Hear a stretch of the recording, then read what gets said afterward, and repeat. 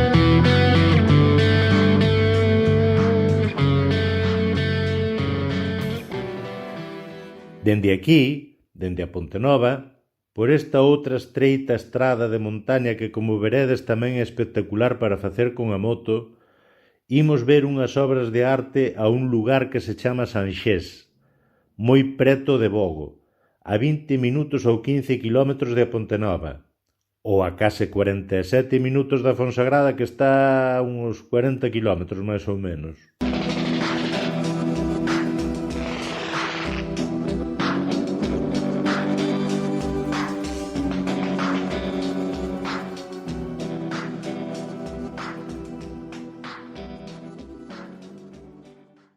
O firme desta estrada está perfecto, pero, como digo, é estreita e ten bastante circulación, incluídos os trailers da madeira que en algunha curva failles boa falta todo o ancho da estrada.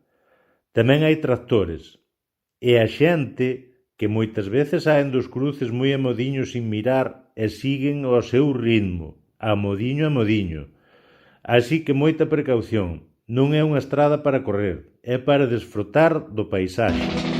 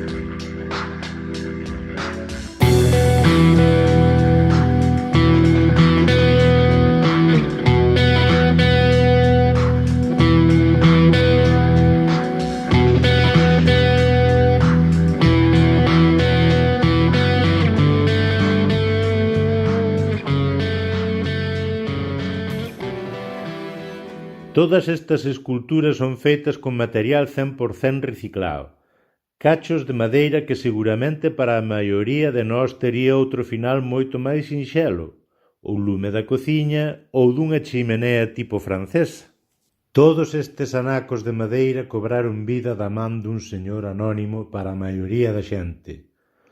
Un señor que invisteu unha cantidade importante de tempo e da súa vida en facelas.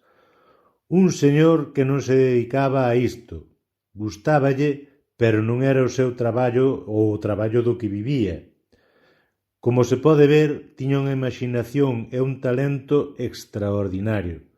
Se fosen feitas por un escultor de renome, seguramente custarían unha verdadeira fortuna e conservaríanse nun estado moi diferente ao que están aquí.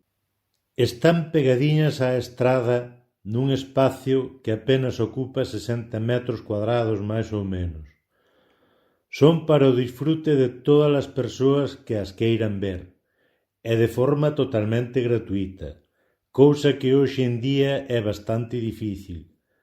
Pero aí non acaba o tema, xa que dentro da casa ten moitísimas máis obras fantásticas que só se poden ver se o fillo do artista está en ela e ten a ben ensinalas.